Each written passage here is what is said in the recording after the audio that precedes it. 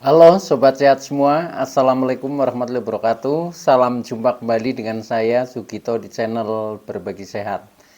Channel edukasi dan motivasi seputar asam lambung, inisiatif psikosomatis.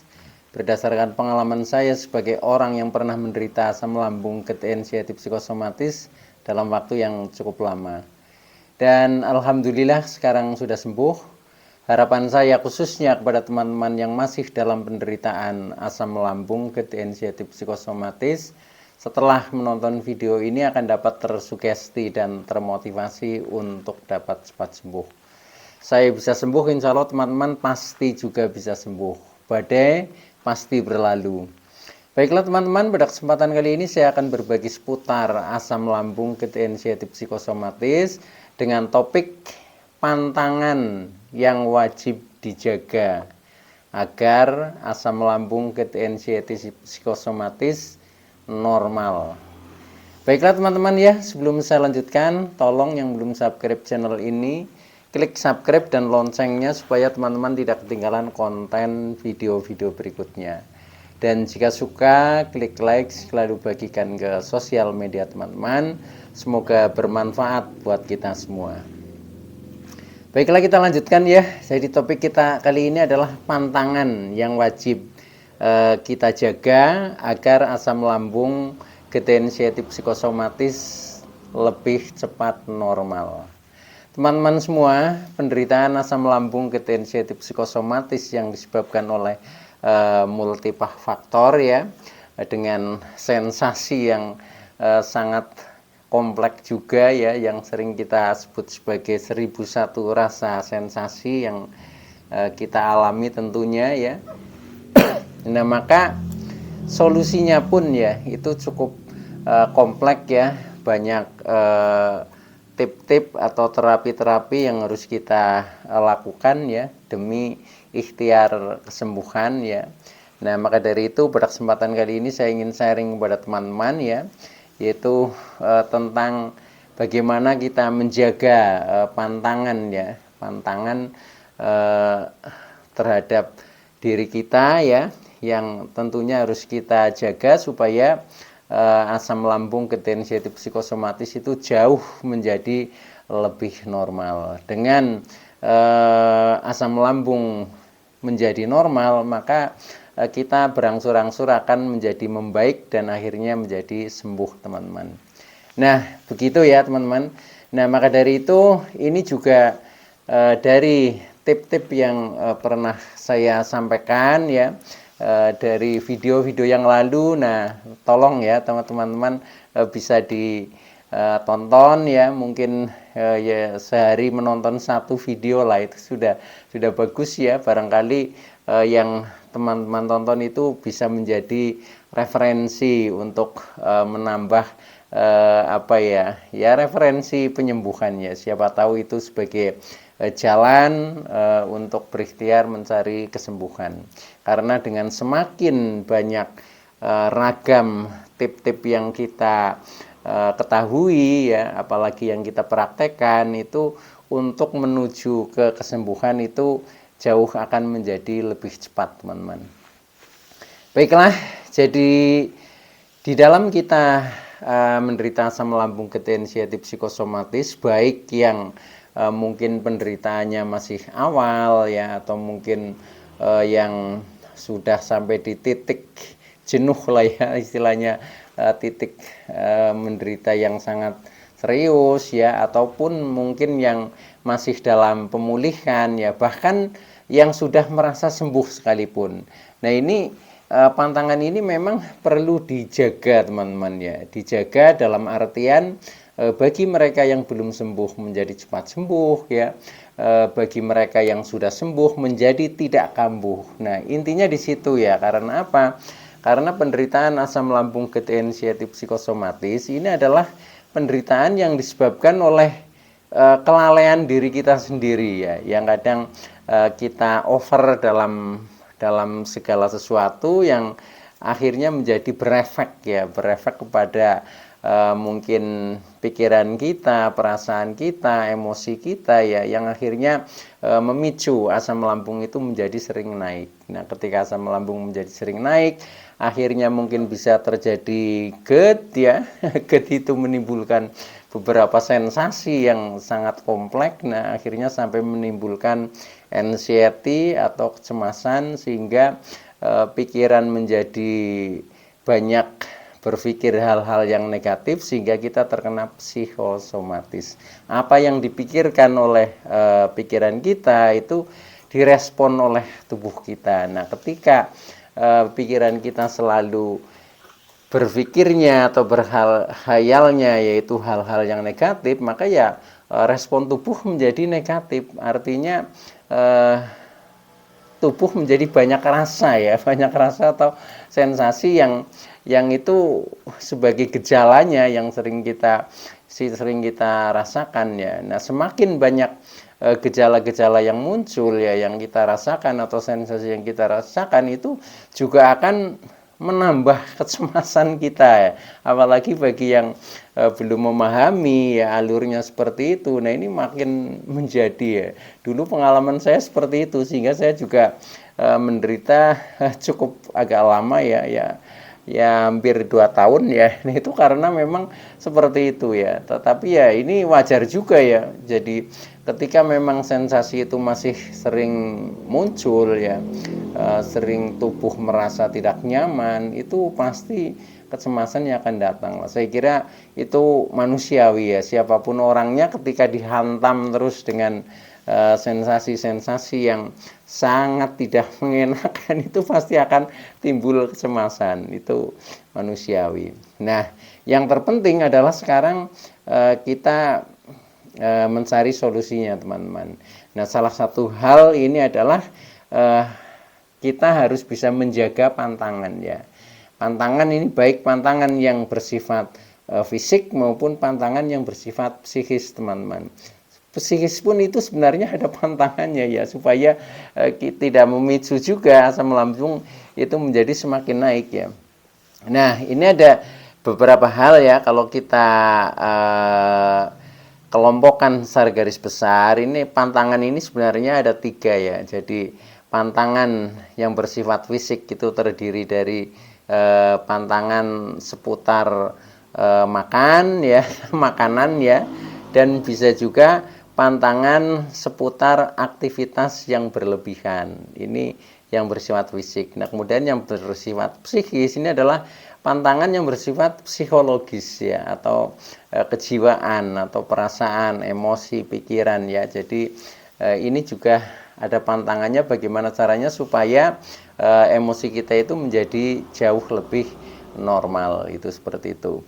Nah, oke ya, yang pertama, jadi ketika kita ingin menjadi cepat normal ya tentang asam lambung dan psikosomatis kita, maka kita harus menjaga pantangan yang pertama, yaitu pantangan seputar makanannya. Nah, ini sudah sering disampaikan ya, mungkin di video-video yang lalu juga teman-teman sudah mengetahui ya makanan-makanan pantangan yang harus kita kendalikan. Nah, cuma saya ingin mengingatkan kembali ya, ini yang harus kita jaga di dalam seputar pantangan makanan ya. Yang jelas ya, yang pertama kita harus menjaga makan selalu tepat waktu ya, karena dengan tepat waktu ini juga asam lambung jauh menjadi lebih normal ya, itu seperti itu. Kemudian selain menjaga makan tepat waktu, juga mengatur porsi makan ya. Nah, porsi makan ini disesuaikan dengan kondisi teman-teman ya.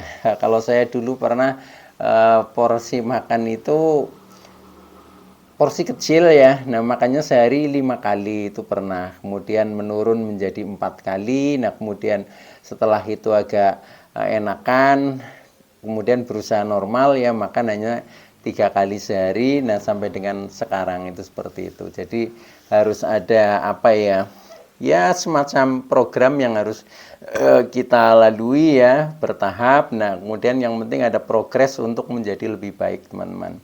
Oke ya. Nah, selain itu ya, selain kita makan tepat waktu, mengatur porsi makan, tentunya juga kita harus menjaga ya makan makanan yang berefek positif bagi tubuh kita, mengingat nilai gizinya ya, kemudian mengingat juga atau kita jaga juga ya makanan-makanan yang kira-kira berekses negatif itu kita hindari ya, kita hindari atau paling tidak itu kita kurangi porsinya ya. Contohnya makanan-makanan yang sering disebut sebagai makanan pantangan lah ya, contohnya seperti makanan-makanan yang terlalu pedas ya, terlalu asam, kemudian makanan yang terlalu berlemak ya, makanan yang alot-alot lah, misalkan seperti ketan ya itu, atau makanan-makanan termasuk minuman juga ya, seperti kopi, minuman beralkohol. Nah, ini kita jaga sendiri teman-teman ya, supaya asam lambung kita jauh menjadi lebih normal. Karena dengan kondisi asam lambung yang tidak terpicu oleh makanan itu untuk selalu naik, maka ini untuk tahap menuju ke kesembuhan ini jauh akan lebih efektif, itu seperti itu teman-teman ya. Karena apa? Karena dengan kita makan yang tidak terkontrol itu juga selain secara fisik ini menaikkan asam lambung, ini juga efeknya kadang menjadikan menimbulkan, memicu kecemasan kita untuk timbul ya, itu kecemasan kita, kemudian psikosomatis kita itu juga kadang sering dipicu oleh makanan juga ya.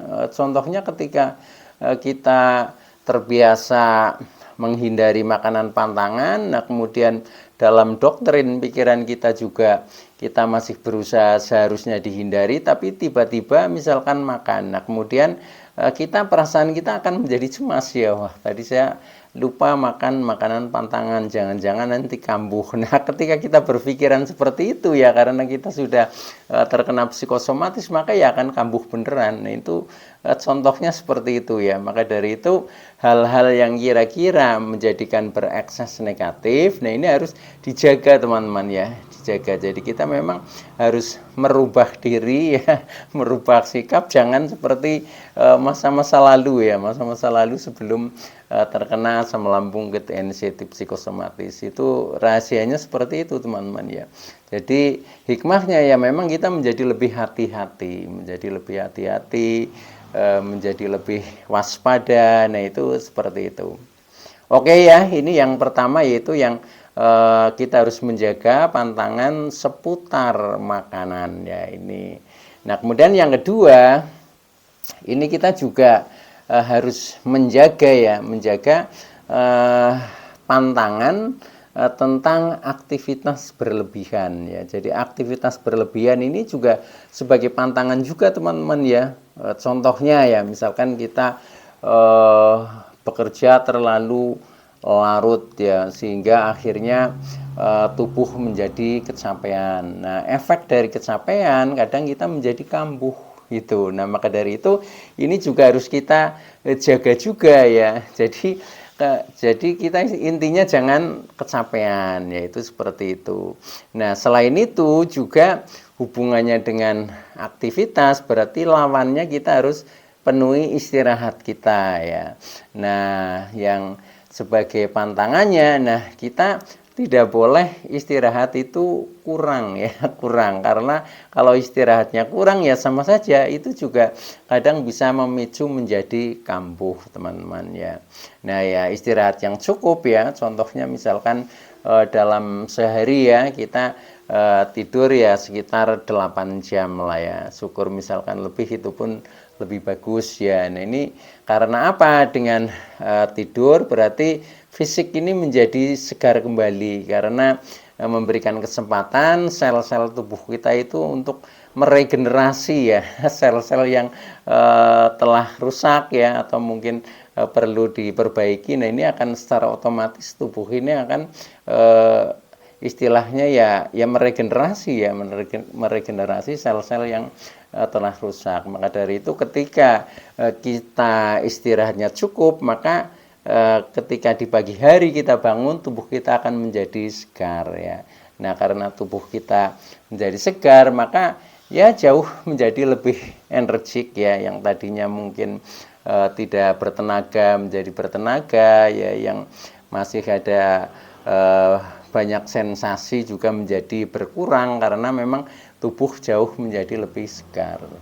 Oke ya, nah itu yang kedua ya. Kedua, jadi pantangan aktivitas berlebihan, yaitu contohnya seperti itu.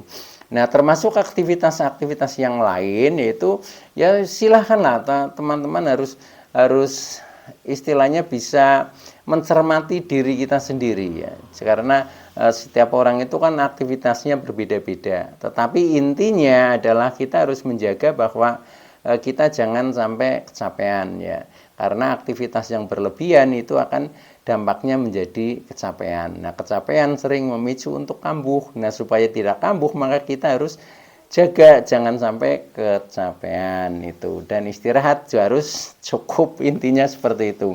Nah, kemudian pantangan yang ketiga ini pantangan yang bersifat psikologis ya. Bersifat psikologis itu maksudnya yang bersifat kejiwaan ya.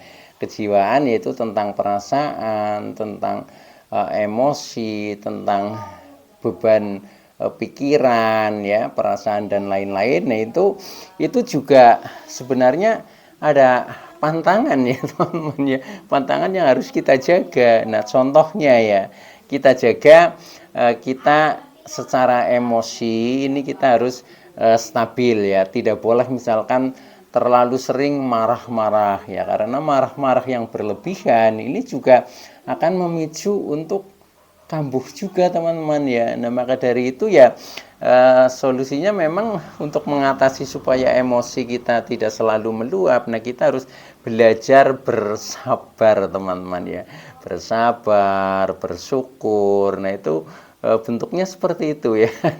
Ini kan namanya mengendalikan diri ya. Nah, ini demi istilahnya ya supaya asam lambung menjadi normal ya, karena dengan kita sering dipacu dengan emosional yang tinggi ya, nah sering marah-marah, kadang ini apa ya, asam lambung itu cepat naik ya. Makanya ketika habis marah-marah itu selain dada berdebar-debar, ini perut rasanya penuh ya, rasanya penuh karena asam lambung itu menjadi naik ya.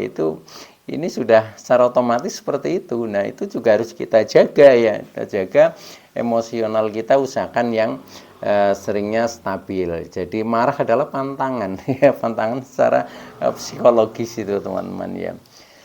Nah, selain itu selain secara emosi, ini juga beban pikiran ya teman-teman ya. Beban pikiran ini juga luas ya, luas, dan setiap orang itu punya beban pikiran yang berbeda-beda ya. Mungkin ada beban pikiran yang berhubungan dengan pekerjaan ya, ada beban pikiran yang berhubungan dengan masalah hubungan sosial, contohnya hubungan dengan keluarga, dengan saudara, dengan teman dan lain sebagainya. Itu pun kadang menjadi beban pikiran ya, ketika kita tidak merilisnya atau tidak menyelesaikan, itu juga sering menjadi beban-beban pikiran. Nah, ketika beban pikiran itu semakin berat ya, semakin berat, itu juga reaksi lambung itu menjadi asam lambung naik ya, atau pikiran kita menjadi stres lah istilahnya, banyak yang dipikirkan. Nah, maka dari itu ini juga harus diatur ya, harus bagaimana ya? Ya maksudnya kita harus merilisnya ya, merilisnya. Kalau memang itu katakanlah terlalu banyak hal yang dipikirkan, tidak ada solusinya. Nah, ini berarti kita harus mencari solusinya ya. Nah, solusinya mungkin ya kalau itu sifatnya pekerjaan, harus kita secepatnya kita selesaikan. Kalau kita sendiri mungkin tidak mampu ya, nah kita mungkin minta bantuan orang lain. Pokoknya harus ada jalan keluarnya. Nah, ketika itu yang dipikirkan itu tentang hubungan sosial, nah itu juga harus kita clearkan ya, harus kita clearkan, pokoknya menjadi supaya pikiran ini menjadi plong ya, tidak ada ganjalan itu. Ketika masih ada ganjalan ya sama saja itu akan apa ya, yang memicu asam lambung menjadi naik. Nah itu teman-teman, maka beban pikiran ini intinya harus dirilis ya, harus ada jalan keluarnya, harus ada solusinya, sehingga tidak menjadi beban pikiran. Menjadi beban pikiran contohnya ya, saya mendapatkan sesuatu hal misalkan hari ini, nah ini sampai dengan malam, sampai dengan besok karena belum selesai masih terpikir terus. Nah itu contohnya menjadi beban pikiran. Tetapi ketika kita memikirkan sesuatu saat itu juga clear ya, akhirnya terilis, nah itu sudah tidak menjadi beban pikiran ya, karena sudah selesai. Nah itu contohnya seperti itu teman-teman ya. Itu juga istilahnya harus diri sendiri yang bisa mencermati ya, sebenarnya apa sih yang saya pikirkan. Nah itu diri sendiri yang menemukan ya. Nah itu makanya ya solusinya ya harus mencari jalan keluar sendiri juga itu, walaupun kadang ada hal-hal yang cukup sulit ya untuk diselesaikan, tetapi minimal kita sudah mengetahuinya, sehingga ketika ada jalan terakhir yang sulit kita pecahkan ya, sulit kita selesaikan ya, nah ini ya ada jalan terakhir, kita harus pasrahkan ya, pasrahkan kepada ya Tuhan yang Maha Kuasa ya, yang Maha segalanya ya, sehingga tidak menjadi beban pikiran kita, karena di pikiran kita sudah saya pasrahkan kok, seperti itu. Nah otomatis kita berharap ya bantuan dari Tuhan yang Maha Kuasa itu pasti akan memberikan sesuatu yang terbaik buat kita, tinggal kita yakin saja. Itu pun bisa sebagai istilahnya menjaga pikiran kita supaya tidak stres lah ya, tidak stres dari beban-beban pikiran yang sering membekas di dalam pikiran kita itu. Nah oke. Nah kemudian yang masih hubungannya dengan psikologis itu tentang beban perasaan ya, tentang beban perasaan ini pun juga menjadi harus ada solusinya. Ini juga sebagai pantangan ya, kita tidak boleh misalkan perasaan kita berlarut dalam kesedihan ya, dalam perasaan yang merasa mungkin tersakiti ya, ya pokoknya perasaan yang tidak enak lah yaitu. Nah itu juga harus dijaga ya, harus dijaga, dirilis ya, istilahnya dari segi perasaan mungkin kita belajar menerima apa adanya ya, nerimo ing pandum lah istilahnya itu, kita syukuri saja, kita terima. Kalau toh itu yang mungkin hubungan sosial kita lebih menjadi pemaaf dan lain sebagainya, nah ini menjadikan perasaan kita jauh menjadi lebih nyaman teman-teman. Nah ini harus dijaga juga, namun karena mengingat kita yang penting kita tujuannya sehat seperti itu, karena dari beban-beban pikiran, perasaan ya, beban emosi ketika ini tidak dirilis atau tidak diselesaikan, tidak ada jalan keluarnya, itu memang sering memicu asam lambung menjadi naik. Oke ya teman-teman, jadi kiranya itu dulu yang bisa saya sampaikan, mudah-mudahan bisa dipahami ya. Terima kasih atas like, subscribe, serta komennya. Saya Sugito dari channel Berbagi Sehat. Saya bisa sembuh, insya Allah teman-teman pasti juga bisa sembuh. Badai pasti berlalu. Oke, terima kasih. Wassalamualaikum warahmatullahi wabarakatuh.